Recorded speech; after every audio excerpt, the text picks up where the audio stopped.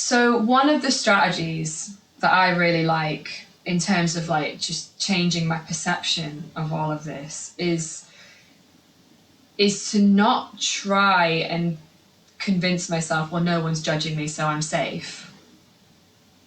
I want to be like, no, people are judging me and it's okay. Yeah. Let them. Yeah. Like, really, that's where the real power is, because I think for a long time I was like, they're not really, no one really cares. Like, I'm fine, and they're just doing their own thing. And that was how I managed to kind of make it okay. And then I was like, but that's not going in. What if they really are, though? I'm not going to be okay if they really are, because I've not done the healing to recognize that, like, it was never about me. And power is allowing them to do it and loving them despite that.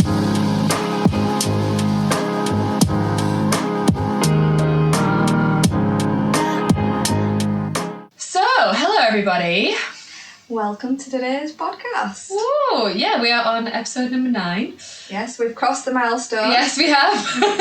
If you listened to last week's episode, you'll know what that means. Yep. So today we're going to talk more about fear, but in a different situation. So there is an episode, I always do this, that we did at some point talking about fear. And in this one, we're talking more about the idea of fear of being criticised, fear of judgment, fear of what people will think of you. Mm-hmm. So a specific flavour of fear. Yes, not just generalised. Yeah. Yeah. And the reason we want to talk about this is because it is something that comes up a lot. Just this specific type of fear, isn't it? Yeah. Like, we see that a lot. So if you don't already know who we are, we work in a gym.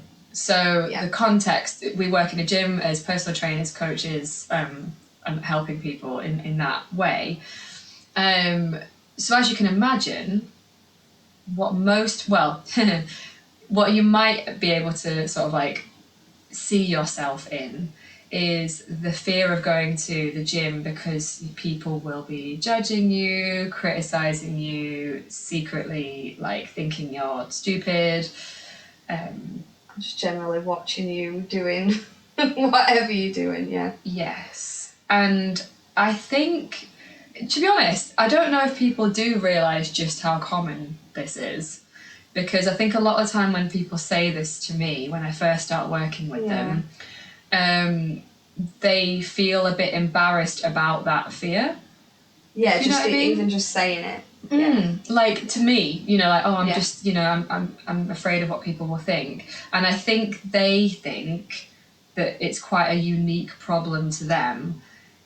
And I would say it's probably the most common problem that people have. Yeah, 100%. Like, I would say like 95% of my clients have probably said that to me at some point. Yes. Yeah, for definitely. Sure.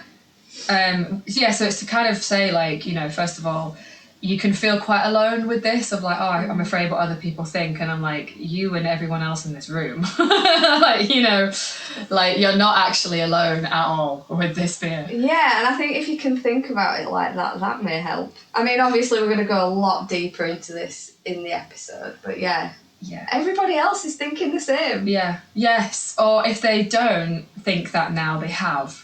Yes. Because obviously at some point you do move beyond that. Yeah, there is a way of getting over it. Yes, yeah, and which is obviously really what we're talking about. Yeah.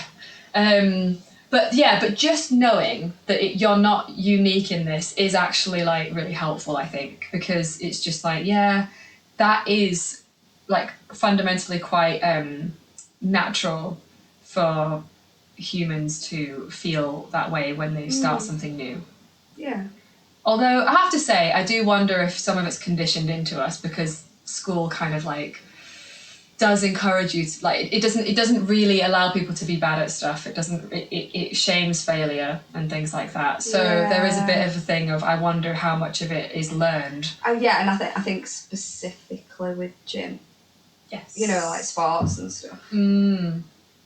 Like, how many stories have you heard from full of like, I was traumatized by PE at school. Right. Yeah. Yes. And like, and that also extends to like creative stuff as well. There's loads of creative trauma. Like, oh, I drew something at school and it wasn't very good, and then my teacher said it was rubbish and I can't draw, and now I think I can't draw. You know what I mean? Like, there's like lots of shaming around not being immediately good at stuff. And yeah, it reminds me actually, I saw a post the other day, Mark Manson. Yes. Yeah. And I think we reference him quite a lot. Yeah, I do. And I think his teacher had said to him, "Oh, you're rubbish at writing. Right. You're crap at English." Who is now? And he's now like a world-renowned author. Yeah, it's insane, isn't it, to think about? Yeah. Yeah. So obviously, like, yeah, that's talking about more like the fear of failure and that kind of thing. But we're talking more about this fear of like criticism and judgment of other people. So yeah, in the gym, this manifests itself as like, I'm scared to go in the gym because I think that people are going to be looking at me and basically secretly thinking that I'm doing it all wrong and that I'm stupid, and that's a really scary notion to the point where people will talk themselves out of going. Yes. So they actually like hire you or me just so that they don't feel stupid, right? Yeah, because that is one way of course. helping with the fear of, specifically going to the gym, having someone there to show you the ropes. Yes, and I think that's actually a really smart way of overcoming it. But I think we just wanted to talk about maybe, like, first of all, go into like why this actually happens in the first place and why this is so apparent. Why like, you have those thoughts. Yeah, like I said, some of it I think is learned, but there's also an evolutionary component to this, meaning the fear of being judged is really the fear of abandonment and being left out of a tribe. Ostracized. Being ostracized, yeah. So it's, again, like from a survival standpoint, this is actually quite a clever mechanism. Yeah, it makes complete sense that that's built into your psyche, if that's the right word. Yeah. Like in evolution, that's, Yeah, because, if someone was judging you, then they might kick you out of the group because they might not like you, and if you're not liked and you're not, like, conforming to the group's sort of rules and standards, then they might be like, well, I don't want this person here. And then if they decided to kick you out because they're, the leader of the group and you're not or something, then you'd be left out of the tribe. And from a survival standpoint, that's very dangerous to your nervous system. Now, here's the rub. That mechanism is useful in some ways, but the modern day equivalent of that is like, oh, someone just unfollows you on social media. Oh my god. Oh no. Yeah, right. Like, so that mechanism kicks in when in reality there is no actual threat present, because our modern day equivalent is like someone in the gym is secretly thinking something of you. And I don't say that with like, God, just don't worry about what they think, but more to realise like there actually isn't anything at stake here. Yeah, so when it's not life or death. No, it's just, all that's going to happen is that person is just thinking something about you.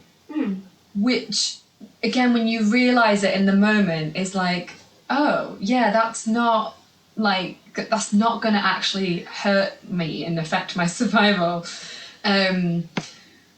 Because they're not even doing anything. They're just thinking something. Yes. And at the end of the day, you don't know what they're thinking. No. They might actually be looking at you and going, like, oh, they, I wonder what they're doing, or they look like they know what they're doing, or they might be thinking something bad. Mm-hmm. But, they might have a thought about you, but why does that matter? Right, and that's, again, so we're kind of jumping ahead here because that's what we're going to get into, and that's where the real power comes from, is when you kind of go, why am I giving that so much levity, so much weight in terms of me caring about what other people think in that way is me giving them power. They're not actually doing anything to me. I'm giving them that power, which to the point of maybe not even going into the gym because that's how much of a hold it has, and I'm allowing it to. And again, I don't say that with any judgment of like there's something wrong with you for doing that. It's more just like to realize, oh, the power's in my hands, not theirs. I'm giving it away. And that's a tough thing to realize, but when you do, it's very powerful. Yeah. So to sort of like reverse engineer that a little bit.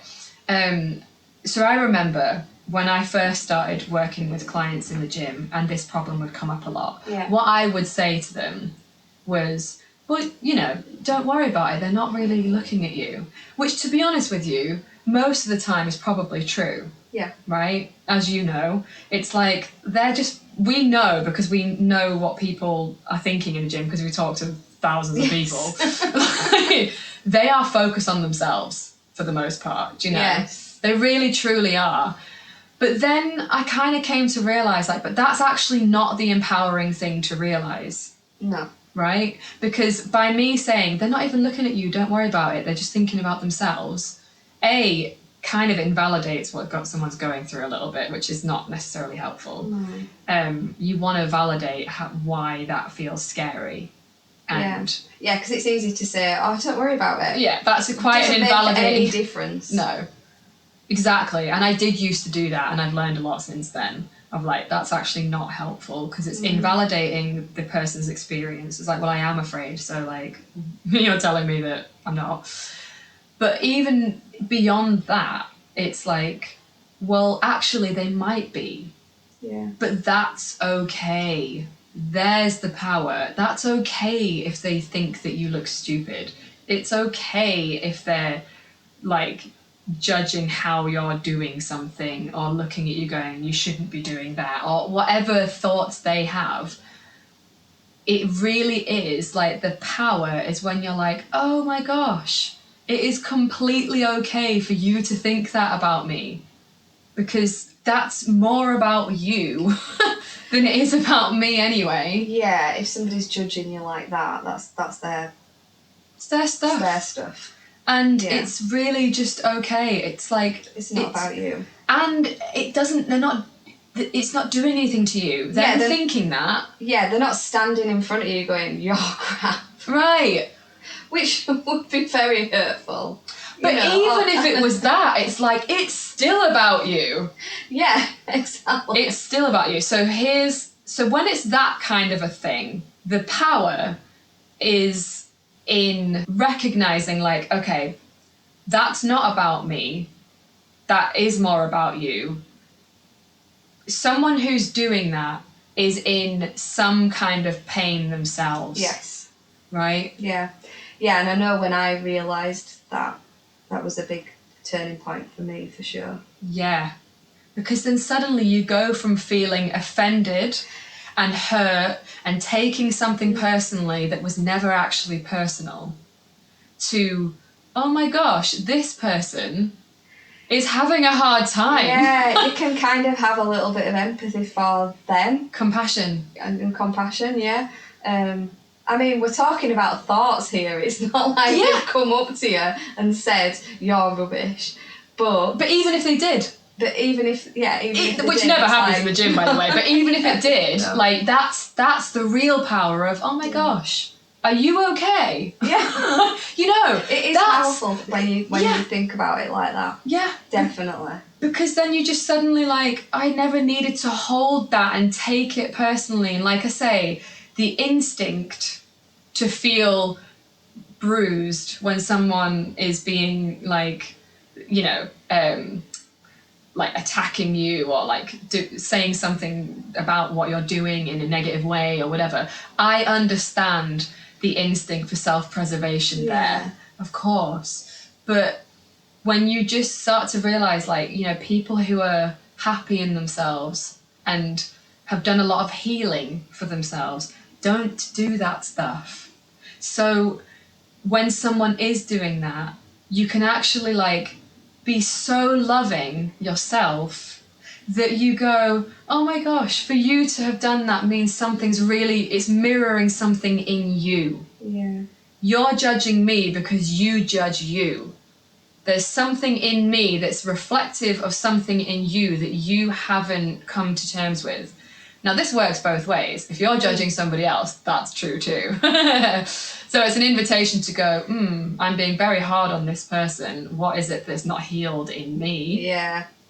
But we won't get into that. But that's another thing. But yeah. But yeah, so you don't have to get defensive when you realise that. You realise, oh, that's just like where they're at. That is the best they can do. That's really not even about me anyway. I'm mirroring something back about something that's in them that they don't like, and it's in their shadow. It's that something they're not able to see in themselves. Yeah. Or to love in themselves. So let's say, for example, let's put it into an example. You're doing deadlifts, because we're talking about the gym. Yeah. And someone's looking at you being like, God, your deadlifts are rubbish. That is, even if that's true and your deadlifts aren't great, right? Just to say, like, just as an example. Yeah. Like, the fact that they're looking at you going like, God, that's terrible, and they're like judging you, means that they're probably very hard on themselves for getting anything wrong. Yes. Right? And you in that moment can either, like, again, this isn't even happening, like, they're just thinking. Yeah, all that's going through my head is what we're talking about. It's not even happening. It's not even happening. It's a story that you're telling yourself is happening. Yes. But the reality is, it's not somebody saying this to you. Yeah. It's just you thinking that they are thinking that. Yes. Which, if you are thinking that they are thinking that without any proof that they are definitely thinking that because I've said it, means you're judging you for that. Yes. So that, right, we should go into that. Here we go. Okay. So let's say, for example, you go into the gym and you're trying something out. And like again, use deadlifts. And deadlifts are quite technical, takes a bit of skill, all of that stuff. So it's a good example because it's not something that's like just jumping on a treadmill. It's a bit easier to do that, right? Yeah. In terms of a technical thing. And you're kind of like watching a YouTube video, like while you're trying to do it or whatever, and you're like not really sure what's going on. If you're afraid that everyone else around you is looking at you going, you're doing it wrong and you're an idiot, that's a reflection of what you think of you in that moment. Yeah. And you're projecting it onto those around you. Whether they're thinking it or not, that's what you're doing. Yeah. Right? So the invitation in those moments is to be like, okay, is it not better for me to be trying? It's about like, that's where compassion comes in for yourself. And it comes in for others. I mean, compassion is just the answer to all of this, really. Yeah. Because for you, it's like, but you're in here and you're doing the thing. You're doing the thing that you don't know how to do, which is probably, I'll make a sort of broad sweeping statement here, but the reason it's so scary is because at some point you probably learned that it wasn't okay to be trying and failing at stuff, like we said earlier, right? So at some point you were learning a new skill when you were younger and someone criticised you for that, for not being perfect at it. Or even if it wasn't that, the messaging was, you need to be good at this straight away. And we don't really value process as much as we value outcome. But the reality is, to get good at stuff, you have to be bad at stuff. Yeah. Our culture's really bad at allowing people to be bad at stuff, and we reward when you're good at stuff. Did you get an A? Great. Did you get a D? Go to your bedroom. Like, all of that stuff very much feeds into this. So you're like afraid, like someone's going to tell me off. It's like, because probably you were told off at some point. So that's where like the compassion for, of course I'm having this reaction because at some point it was not safe to you to be bad at things. Right? Yeah, but you've got to start somewhere. Yeah. So it's to have compassion for yourself in that moment of like, yep, I'm having a sympathetic nervous system response. And I actually like to say that to myself now. I know that sounds like super technical, but the reason why is because then I'm not going into the story so much, right? Because if I say, oh, I'm having a nervous system reaction, I'm having a sympathetic nervous system arousal right now, which is fear, then I'm not telling myself this whole story about what it means. I'm just stating that I'm having a physiological reaction. Yeah, so you're bringing it into your body, not making it a story in your head. Yes. And that helps me to separate it a little bit out, rather than like, oh, I'm doing this and oh, why am I an idiot? And it just like goes into this whole story, and then of course you just like want to get out of there because it's scary. So like, oh, okay, I'm having a reaction that's probably based on the past. Yeah. Where it was not safe. Yeah. I mean, it's happened to me. Yeah. I mean, even when I was training as a PT, I can remember walking into the gym. It was really busy, full of like people who I perceived as, these guys are like, all know what they're doing, they can all lift really heavy. And I literally walked in and I froze and I was like, I can't do this. Yeah. And I walked back out of the gym and went home. Yeah. So I get it. Yeah. Yeah. And that's interesting. So the language you've used there, like just to break down that scenario, there were other people around that you considered in your mind, the story you created was that they were better or more competent than you, like above you in some way. Yeah. Like there's a pedestaling of it. Yeah, absolutely. And I froze. What's froze? Sympathetic nervous system arousal. That's what that is. It's a form of, it's one of the four. You've got fight, flight, freeze, fawn, right? So you froze, which is one of probably your main go-to stress response. So, not that that's relevant to this story, that is just one of my issues. No. But it's to know what your things are, isn't it? Like for me, it's definitely more like fight, flight rather than freeze. Yeah. So, so in that moment, had you known what we're going to talk about now, you could have been like, oh, I'm having a freeze response. What do I need in this moment? What is the story I'm telling myself about this situation? Yeah. And what, if it's because I'm afraid of what they think of me and blah, blah, blah, then you can first of all offer yourself compassion and be like, well, there's probably a really good reason why I'm feeling like this, rather than I'm an idiot for feeling like this. Something in the past taught me this. Whether it's happening now or not, my nervous system is so like kind and loving and caring that it's just desperately trying to protect me. Yeah, it's trying to look after you. Yeah. Yeah. And I think that... Stop that hurt. Yeah. Because then it's like, oh my gosh, thank you for helping me. Like, you're just doing your very best to survive and help me. Like, but now I need to challenge that story. So the story being what we make it mean, the situation, what the situation means. So, okay, I've had the response. What's the story? Let's change the meaning of the story and let's change the story. So it's like, this is where I was going to come, where I jumped ahead a little bit earlier and I come back to, is that, well, if the story is everyone is thinking this, that, and the other of me, it's like, okay, so why is that scary? Oh, because it, answer those questions. And then when you dig and dig and dig, you're like, oh, there is nothing to be afraid of here. Because none of that was real. Because like I say, even if it's the abandonment thing, it's like, what? But they're not your tribe. They're not, it's like, why are you giving that so much power? Yeah, right? A stranger, basically. Yes. Yeah. And frankly, like, now, if someone really was doing that, and they really were judging me, one, I would like to think that I can feel I don't always, I'm a human, like, but sometimes I can really, when I'm a bit further away from it, I can be like, wow, like they must be in pain and that's really hard for you, and I can have compassion for that.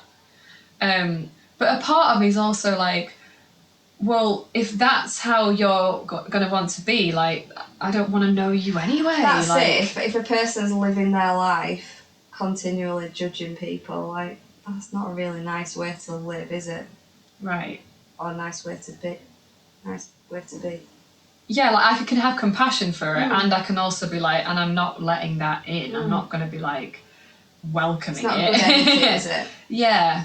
So one of the strategies that I really like in terms of like just changing my perception of all of this is to not try and convince myself, well, no one's judging me, so I'm safe. I want to be like, no, people are judging me and it's okay. Yeah. Let them. Yeah. Like, really, that's where the real power is, because I think for a long time I was like, they're not really, no one really cares. Like, I'm fine, and they're just doing their own thing. And that was how I managed to kind of make it okay. And then I was like, but that's not going in. What if they really are, though? I'm not going to be okay if they really are, because I've not done the healing to recognize that, like, it was never about me, and power is allowing them to do it and loving them despite that. Yeah. Let them think what they want to think. Loving them doesn't mean letting them in and letting them just shit on you, but at the same time it's like, I can love you and have compassion for you from afar, if you know what I mean. Another thing that I think can be really helpful with this as well, so this might not, I don't think this quite relates to the gym in the same way, although maybe it will, but it's like who you give that power to, right? So like, you know, in terms of caring what other people think about you, it's like, if it's a total stranger, I really think it's about examining like why you give a perfect stranger who you have no relationship with, no stakes in terms of like there's no trust there, there's no anything, that foundation. Why do we give those people that power? I think that's a real invitation to like question that. It's like, that's an interesting one, isn't it? Because when it's people you know and it's people you're close to, it's a bit different, isn't it? It's like, well, I do want to care what you think of me because you're my best friend. Like, that would be insane not to care at all, right? Yeah. And this is where Mark Manson comes in really nicely, because he wrote a book called The Subtle Art of Not Giving a F. Try not to swear too much. Censored. And that's the point he makes, is that you're not supposed to not care at all. Oh, this is coming into a nice point. Because one of the pieces of advice with this that I really don't like. Go on. Just stop caring what everybody thinks. Just stop caring about it. Like, that's what is like proclaimed. Like, you know, like, just don't worry about it. Don't care what they think. And I'm like, well, no, like, that's like going on the other end of the spectrum. Like, there is a balance between caring about what every single person thinks of you and that being paralysing to the point of doing nothing and just being like, I'm just going to stay at home because it's too terrifying to do anything because people are going to think something about you. So the antidote a lot of people say is like, just stop caring what anyone thinks. And I'm like, no, because that's a sociopath. Make you a very, very horrible person. Well, it would make you a very dangerous person. Horrible's the wrong word. Yeah. You could be quite dangerous if you're sociopathic because you no longer have empathy. Yes. That's what the definition, right? I mean, we won't get into that, but like, then you lack any sort of empathy, and that's actually quite problematic. And we see that in a lot of like leaders, right? That and narcissism and that. Joseph Stalin being one of them. Like, you know, we don't necessarily want to go there, right? So actually, to overly care is a problem, and to not care at all is a problem. There is a subtle art to it where there is a middle, or somewhere in the middle. Yeah. So it's about deciding who you give that power to. Yeah. So if it's a random dude in the gym, I'm like, do I want to give this person, who I have never met before, I have no context of who he is, what his background, you know, why would I care? Why does that person matter so much? Yeah. And that's the invitation there, I think, first of all, to really truly ask yourself that question if it's really bothering you that about an absolute perfect stranger.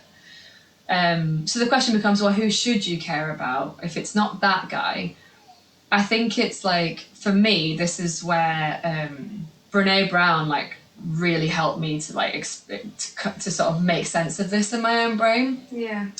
Where she talks about, well, the vulnerability, like her whole like research is about shame and vulnerability. Yeah. So again, if you've heard of Brene Brown, you probably know that because that's her whole thing. And she was like saying, you know, vulnerability is like putting yourself out there, right? That's what we're talking about. Goes to gym and not being good at something. It's like there's vulnerability in that. That's okay. And that's part of it. So if someone is actually critiquing you and judging you and shaming you, it's like, I'm only going to listen to people who are in it with me. You know, this is where the man in the arena speech. Yeah. So she quotes a quote from Theodore Roosevelt. Yeah. The speech is called "The Man in the Arena." And it's basically to say, unless you're in the arena with me, getting dirt and and dust and, you know, on your... I love that quote. I know, right? We could read... Well, should we read it out? We've got it written down. Have we got it written down? Yeah. I think we should read it out. Should we read it? Yeah? Yes. Let's... So the quote is, "It is not the critic who counts, not the man who points out how the strong man stumbles, or where the doer of deeds could have done them better.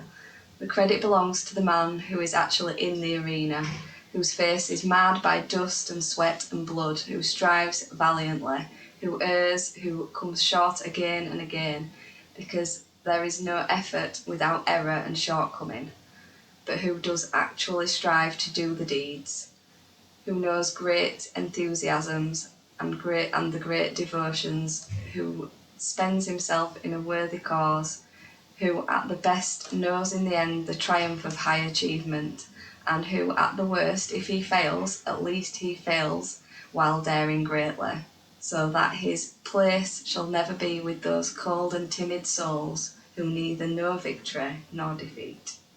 Yes. Yeah, so that's the Theodore Roosevelt speech, and it's kind of just to say, like, yeah, if you're not getting in there, getting dirty, doing the hard thing, having the courage, feeling the vulnerability, and you're stood at the sidelines, just, you know, throwing the proverbial tomatoes, right? Then that guy, I'm like, I'm not giving you that power. I'm just not. And the equivalent of that, like, would be someone probably not in the gym, because they are actually kind of in the... So that might not be as relevant there. Yeah. But let's say it's like your Aunt Linda, who just, like, never goes to the gym, and she's like, oh, what are you doing in the gym? You know what I mean? Like, if she's critiquing you, and she's not in the gym herself ever... Yeah.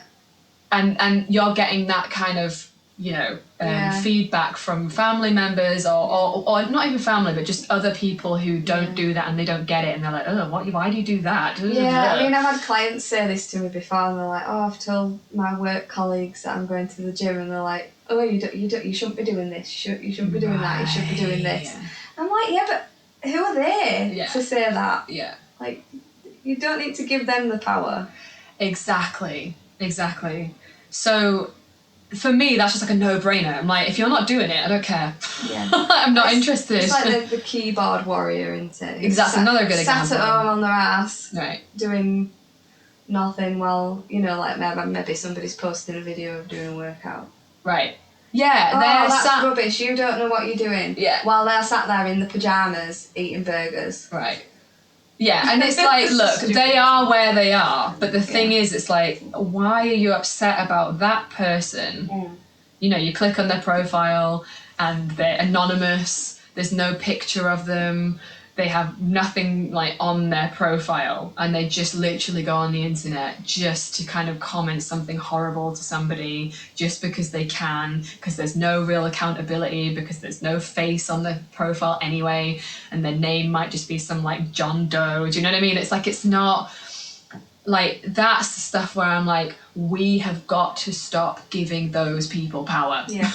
Because they thrive off of that. Like, that's what they're looking for. Like, starve it. It's like you're literally feeding it. Whenever you have your reaction and you're offended and they get the power because you've given it to them. And it's like, that's not, it's up to us to stop that. Yeah. Would it be lovely if people didn't do it? Yeah, but they're gonna. So what are we gonna do? Are we gonna cower away and be like, oh no, one person said something horrible to me on the internet? Yeah. Or are we gonna like not give them that power? And if you can be really, because don't get me wrong, like in those moments you might be like, like in your mind, like, but then you can move to the next step of like actual compassion, like, you know, what is it? There's a meditation called a metta meditation, which is I'm going to butcher this. I'm going to do my best. It's alright, because I don't know what it is anyway. But it's a loving kindness meditation, it's called. And it's basically just like a mantra that's like, may you be happy, may you be healthy, may you be free, may you be free of suffering. Like something like that. Okay. But it's like, you can go from like being sort of upset that someone's done that, or you can have your feelings about it and then move into like, how can I love you more? Because that person is in desperate need of love, whether it's nice of them to do it or not. And as much as you're just like, oh God, I could kill you, you know, because that's true. The human aggressive part of us feels anger or upset or afraid or whatever. But when you really, really see it for what it is, it's like that person is desperately in need of love. And I could actually be that person. Does that mean you go to their aid and you're like, how can I help you? And like, no, I don't need them in my life I have boundaries, but compassion can absolutely have boundaries where you can't come in here. This is a sacred circle. You're not allowed in, but I can love you from afar. And that is the point of the loving kindness meditation, metta meditation, I think it's called. You can Google it, like it'll be there. And it's a practice of like daily, again, like you could do this. It's a really good way of setting yourself up to like just see the humanity in people, even when they're being their worst versions of themselves. Yeah. And you can do this like loving kind. I actually did do it for a bit. I haven't done it as much recently because I just get in and out of practices because I try like 500 of them. But that is one I have done, and it is a really helpful practice if you're really afraid of criticism. This might be a really useful practice for you, is to practice compassion. And one of the things I really like as well is called the Poison Lojong, which is, I'll read that out now actually, because I'm going to butcher that otherwise. So the Poison Lojong is, may I be blamed and seen as the source of all wrongs. May I receive the poison and resentment of all beings. May I take in all the hatred of the world. And I know that feels like quite odd to think about because it feels like so counterintuitive somehow. But when you are super okay with being seen as wrong or bad by somebody else, the power that brings is immense. Yeah, so you're like, I'm okay with being bad and wrong. Yes. So we should go into this deeper. Because we've kind of talked about it a little bit, but maybe more in the context of like, one of the reasons we don't like criticism and all of those things is because we're protecting our sense of identity of who we think we are, which is a good and holy person, right? Which you are. And you're also a sinner and the wrong person who does all the wrong, bad, terrible things as well. We're all of the things. Yeah, we are. Right. We're not... Like, nobody's perfect. Right. We are all have dark thoughts and yeah. criticise others and you know. Exactly. And then you're like... It's just human nature. Exactly. So it's just that, you know, oh, I don't... Like, I'm afraid of them doing something that I also do. You know, and it's all that, like, being better at seeing your own wrongness. Your own wrongy humanness. And being really okay with it, because we are all that way. If you can see it in somebody else, then it's in you. I feel like I need to like say that again. If you can see a wrong, terrible, horrible thing in somebody else, it must exist within you, otherwise you wouldn't see it. Why would you know it? Exactly. So whatever you don't like in someone else is something you reject in you. And I feel like... That's really powerful. Right. So whenever you're like, I don't like you doing this, like, well, okay, it's a mirror. It's always mirroring. Absolutely. Just like someone judging you, it's a mirror for them. But we do the same thing. And it's never really about the other person. It's always about our own internal world and what's happening within us. That's it. Because you can listen to clients, like how they talk about themselves and subtly how they talk about other people. And that's it. That is it. Mm-hmm. What I love about, the Poison Lojong is like you just, it actually does breed compassion. Again. And empathy and all these things that because it's like, oh yeah, I'm just as wrong and that's okay, because we all are, and it makes things a lot less painful because it's just like, oh, that's just like what we do. We're also amazing and terrible. We're both of the things. Yeah. It's certainly what I believe anyway. I definitely do come from a much more Jungian sort of like understanding of the world, which is there is no dark without light. There is, you know, the brighter the light, the bigger the cut. You know, what's the expression? More cast is bigger cast shadow. A bigger shadow. Yeah. Yes. So you can't have one without the other, basically. So to say that is to say, if you're afraid of someone criticizing you, how much are you criticizing yourself? And how much of it is it about them challenging your sense of self? Mm. Yeah, so if you're afraid that someone's criticizing you, is underneath that the fear that they are challenging a sense of who you think you are, which is someone who is right and good and all of these things. Because if that is threatening, then there's really an invitation to sort of look at yourself of like where you might not be right, and you know, do you know what I mean? Am I saying that well? Yeah, I think what comes to mind is like, and you probably see it more with people who have like got that perfectionism trait. Yes. Sure. But yeah, because I know why you said that, because there is a sense of like, I need to be seen this way, because if I'm not, then I might be like, it's a survival, like, do you know what I'm trying to say? I know, yeah. If I'm not perfect, then I might die, basically. So that, again, that's a threat to your identity. Your identity needs to be someone who's good, because if you weren't, then your caregivers might have like not taken care of you, and that might be partly what you learned growing up, was how you received love, and because you need love to live. You need that, like, to be able to survive, like without caregivers love, like you have no hope really. So that sounds a bit drastic to say that, but do you know what I mean? Like you really need that, like it's really important that you have that, so you mold yourself to fit in. So again, all of these things really make sense if you have a lot of perfectionism, or you have a really hard time with identifying as someone who isn't just like trying to do the best and be good and right and perfect and this and that. There's a really good chance that like stuff has happened that has created that for you, and that you needed that mechanism to survive. So it's not about, again, just stop caring what other people think, or It's like, no, like these things are born out of something that happened in the past. Yeah.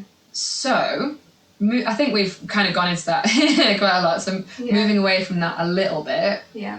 Yeah, so all these things that we're talking about, you know, like, it's not just us saying, oh, be okay with being seen as wrong and bad. You know, it's not, as much as we can say that, it's not flipping that switch and then all of a sudden it's like, oh, well, if I see myself as wrong and bad and that's okay, then it's all going to be fine. It takes practice. Yeah. Well, I think that's I mean, it is a practice, like say, like the poison lojong is a practice, a daily thing. Yeah, you can repeat that to yourself. Repeat to yourself. But yeah, it does take, it does take time and practice to do that. Mm-hmm.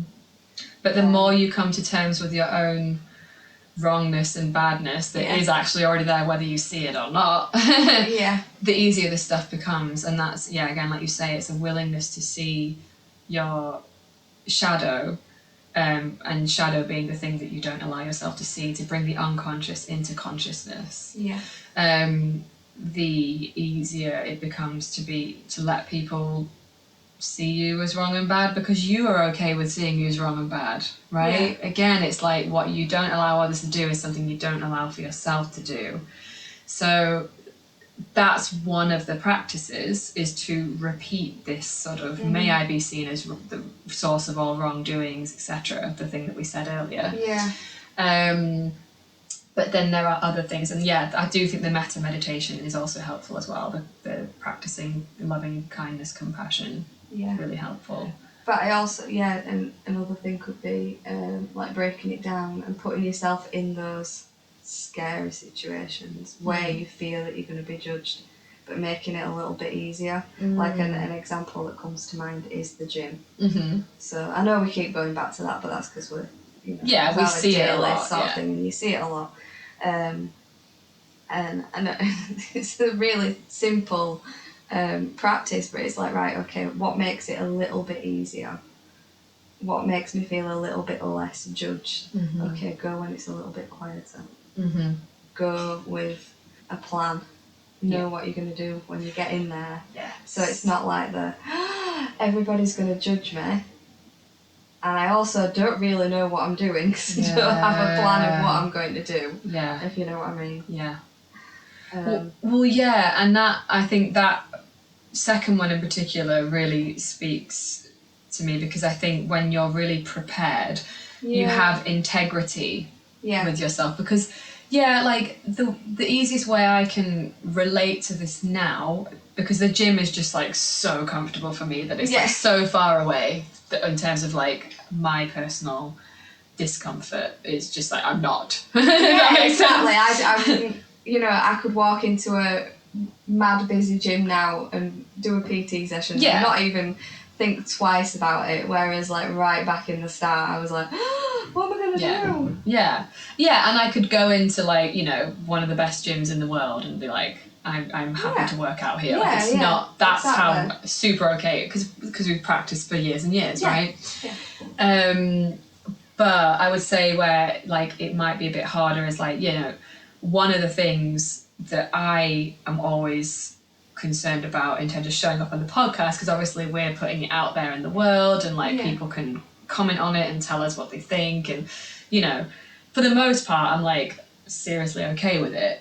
But the part of me that isn't okay with it is more, I wouldn't want to say things that I didn't really stand by in some way, or like didn't feel prepared to talk about, and then put that out and then be sort of like, so it's the same kind of thing though, of having a kind of plan. Like, I know this is something I can talk about. I know this is something that I feel somewhat experienced in the subject matter. It's like research the hell out of it. And that allows you to have integrity rather than feel, because I think it starts to bleed into imposter syndrome when you don't do that. So like in the gym, if you don't have a plan, you might feel like an imposter being there, like I shouldn't really be here, I'm not supposed, and you're thinking that other people are looking at you like they're catching you out. And it's that same similar kind of thing where with me it's like I could get a little bit of imposter syndrome if I started trying to talk about something that I really just felt like, I don't know what I'm freaking talking about. Like, I like the subject, but I'm not 100%. Yeah. And then it feels a bit off. Yeah, and maybe that's a healthy amount.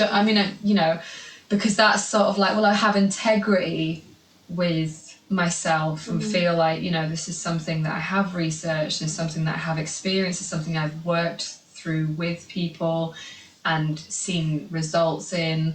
So it's like, so that stuff really helps as well. It's like, yeah, I can talk about this. Yeah. And that allows me to have more certainty and self-assuredness, if that makes sense. Yeah. So that's a really practical thing, actually. Like, maybe there are instances where it's like, well, might not be such a bad thing to doubt yourself sometimes. Yeah. Because again, like we were saying earlier, without any doubt, it's like, is that not a bit sociopathic? Yeah.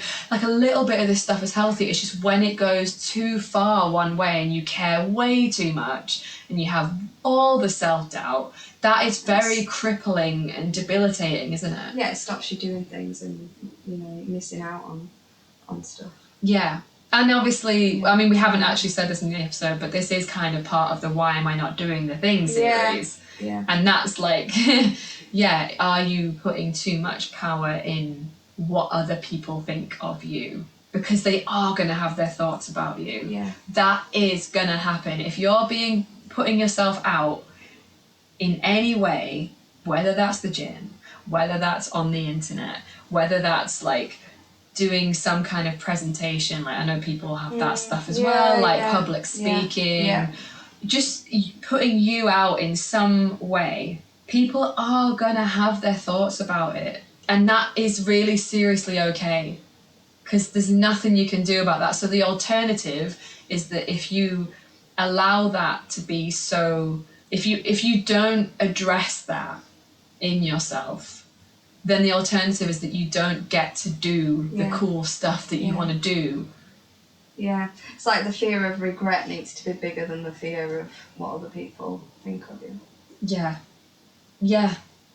So that's why hopefully some of these like strategies are helpful to hear, because the whole point of us saying this is like, like that's going to happen and we do it anyway because otherwise we're not really living. Yeah. We're not living, like, you want to go to the gym to get healthier. You want to look after yourself. You want to get on stage and share something that's important to you. You want to share your voice. You want to, whatever. So, that's that. But if this is standing in the way, then you won't be able to do it. Yeah. And you don't want to have to look back and regret not doing it. Yeah, it's such a huge driver. And again, it relates to other podcasts we talked about, because they're all so much interconnection with these things. But it's like, that's the thing that can sustain you in this process. If it's really, really hard for you right now and you just have had a lot of trauma around this, first of all, my heart goes out to you, because if people have criticised you a lot and that's felt painful, which it will, especially when you're younger, then it is going to be quite hard to want to put yourself out there, because your nervous system is going to be like, no, it's dangerous, don't do that, because your survival might have depended on it when you were little, because you were a dependent person on your caregivers. But now you're an adult, now you can take care of you, now you can be around people who are safe, now you can recognize that it was never really about you in the first place, because you're not internalizing it through the eyes of a child. You're an adult who can see it's not about you, and you can learn that, and you can really see it as well. The more you like, oh, I judge other people when I'm hurting, oh, that means that's what they're doing, like, oh, I get it, I can see it, I can let this go, this is great. Yeah, honestly, when you realize that, it is really, really freeing. Liberating. Yeah. And does it mean you'll never feel pain ever again? Probably not. No, you are still going to maybe get twangs of like, oh, that wasn't nice, that wasn't a great comment, but it doesn't stop you from carrying on. Yeah. And therein lies the key. The magic. The magic, just you keep going anyway, and that's why this stuff is helpful.